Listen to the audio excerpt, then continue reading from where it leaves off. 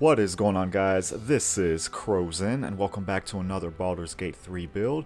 This time we got a build that's basically an alternate take of my last build, which was that Minthara Oathbreaker Paladin Necromancer, and this one I call the Oathbreaker Death Knight. It's essentially a build where we're going to roleplay as an Oathbreaker Knight, so we're going to have every armor piece that the Oathbreaker uses, but at the same time we're going to move into more of like a Death Knight. So once we get into Act 3, we're going to be able to pick up our own Death Knight, and we're going to get one of those abilities that the Death Knight uses, which is Riposte. So we're going to add a couple of fighter levels to this build. But this is a very fun build where we're going to really feel like an Oathbreaker slash Death Knight, and yeah, I'm happy to share this one with you guys. I think it's a pretty unique split too as far as Paladin and Fighter. So let's get into making it. Beginning with our starting class and our ability points, we want to start out as a Devotion Paladin because they are by far the easiest oath to break. You simply just have to go slay a random NPC. I will be waiting for you. So for our ability points, we are going to start with 17 strength, and because this is our main character, I fully expect everyone to use the Hag's Hair on strength. That'll get you up to 18 strength, and then in Act 2, you can get the Potion of Everlasting Vigor, and that'll get you up to 20 strength that way. So that's kind of how this build is going to work. From there, we just go with 16 Charisma, 14 Constitution, 10 Dexterity, since we are going to be using heavy armor, so we're not going to worry too much about armor class that way, and then 8 Intelligence and 8 Wisdom. For the skill proficiencies, we are going to select Athletics and Persuasion. So now we could go through our level path all the way up to level 12, and our level path is going to be very simple with this build. I wanted to keep things thematic here, so we're only going to multiclass into a fighter later on. So for now, let's just start pumping those Paladin levels. So we do get a fighting style at level 2. For this one, we just want to go ahead and select Great Weapon Fighting. At level 3, we get one of the most fun class actions for an Oathbreaker Paladin, and that is Control Undead. And Control Undead is going to be used for the entire game, and it's going to get more powerful the further you progress. So in Act 1, you're going to be able to control a Death Shepherd. Act 2, you will have the Dark Justiciars, and then in Act 3, we will be able to get our Death Knight. Now, Control Undead does have two downsides, the first one being that it does require a Wisdom save, so you will need to have a high spell save difficulty class in order to improve your success rate, which we can counter that once we get into the equipment part of this video. And then the second downside is that it does require you to recontrol your undead after every long rest, so you have to go back to where you went prior to long resting and then go ahead and recontrol that undead. So it can get a little tedious because you have to recontrol them, but these are very powerful summons, so it makes sense that you would have to do this after every long rest. So now that we're level 4, we do get our first feat, and you have two options here. You could either go with Great Weapon Master or Savage Attacker. Because this is a Paladin, I prefer to go with Savage Attacker first. However, we are going to pick up Great Weapon Master as our second feat anyway, so it's really up to you. I just feel like Savage Attacker gives us a bigger benefit because we are a Paladin. So at level 5, this is when our damage is really going to start to improve because of our extra attack. So go ahead, continue leveling into a Paladin.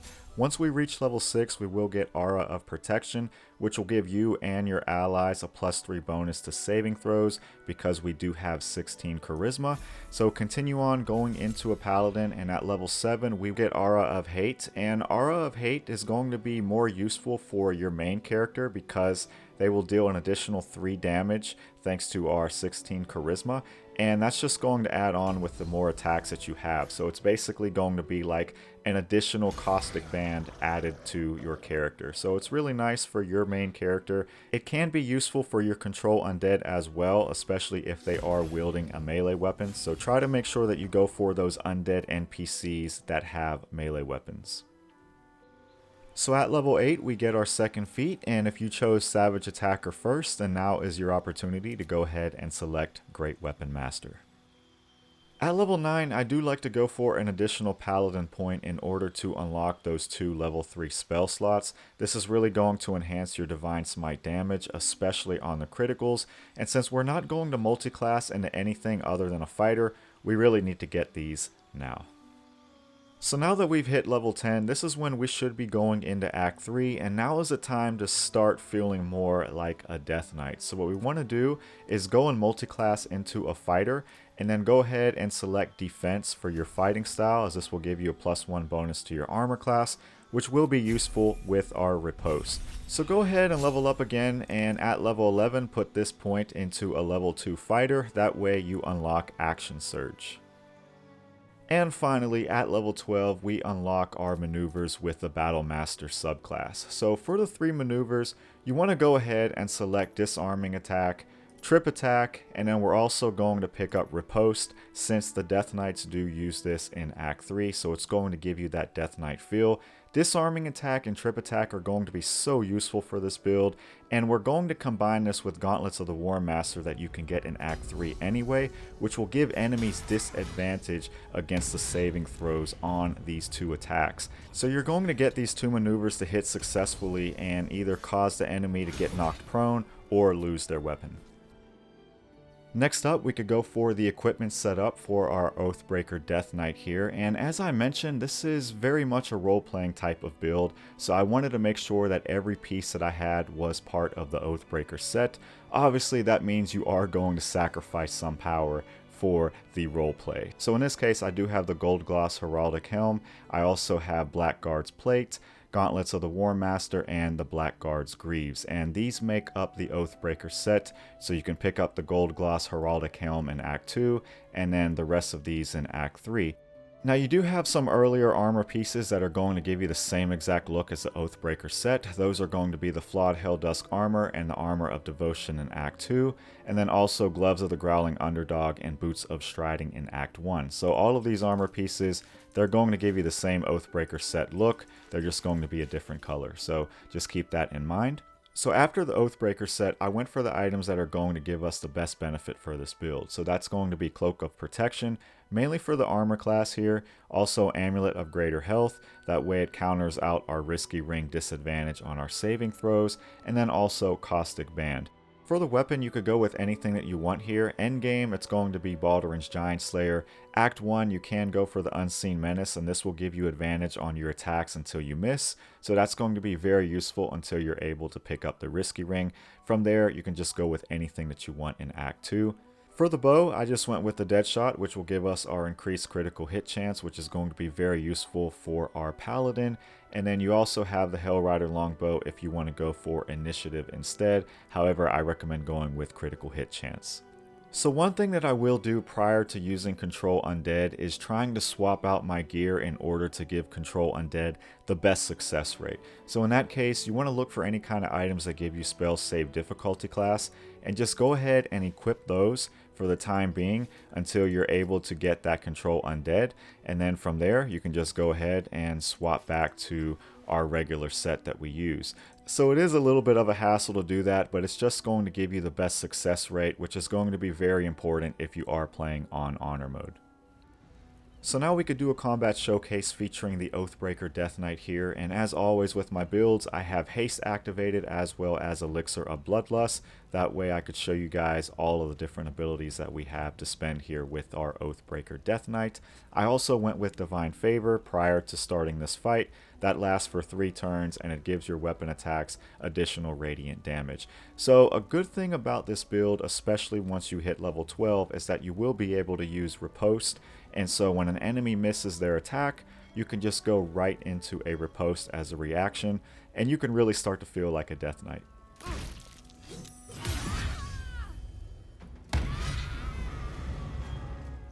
So now we can begin our turn after that Riposte, and as you can see, we will start late in most fights. We only have 10 dexterity, so that is going to be one of the downsides to this build.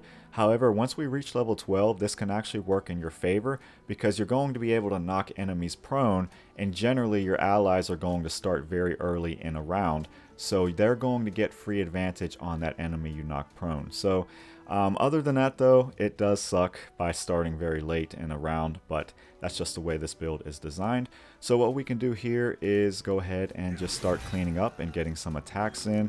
I'm going to try to manually move, that way I can kind of be as efficient as possible with my movement speed here. That way we could get around towards all of these enemies. So we're just going to go ahead and do a regular attack. And generally I will choose to not react on most divine smites until I get a critical, or until the enemy is low enough where I know I could take them out for sure with a divine smite. So I'm going to not react here. Let's go ahead and do another attack. And we just killed him there, so we didn't even need the divine smite. I'm going to move over here and let's go ahead and do another attack. Choose not to react. And since this enemy has 50 health, I'm going to go with a little bit of a more powerful weapon action with Topple the Big Folk here. This is unique to the Baldur's Giant Slayer. And nice, we were able to get the kill there.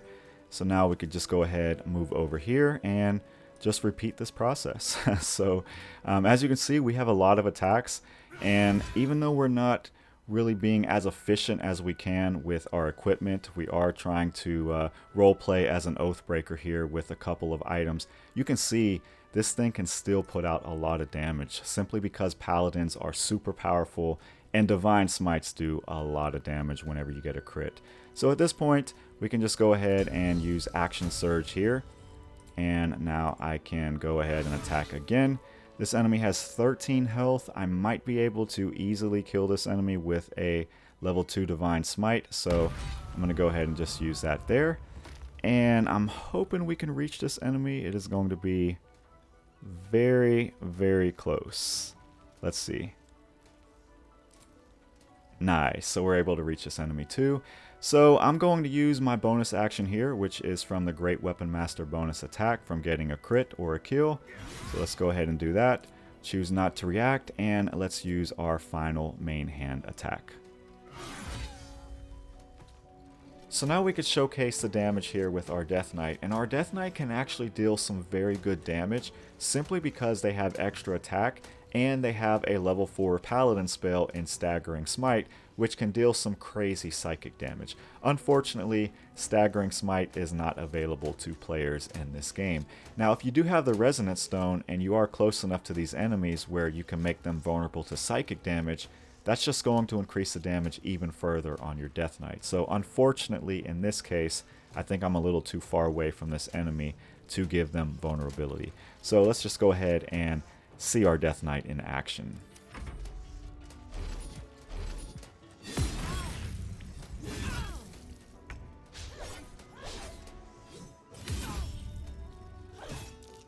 And as you can see, our Death Knight can deal some very good damage, especially when an enemy tries to attack them and they miss, because then our Death Knight can use Riposte, just like our main character. So at this point, the fight's over. We can just move over here, and I might as well use a maneuver just for the additional damage, even though it's really not going to matter in this particular case.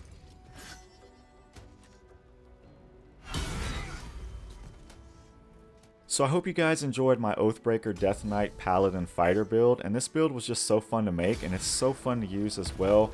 Not only do you have a badass Death Knight that can follow you around forever, as long as you leave a certain someone alive, but you also can just deal so much damage yourself, and it's just got so many cool things going on with it, with the maneuvers that you can unlock at level 12, and you still get most of the regular spell slots that you're going to get anyway from simply leveling up a Paladin. So thank you guys for watching till the end, and let me know what you think about this build, and I will see you in the next video.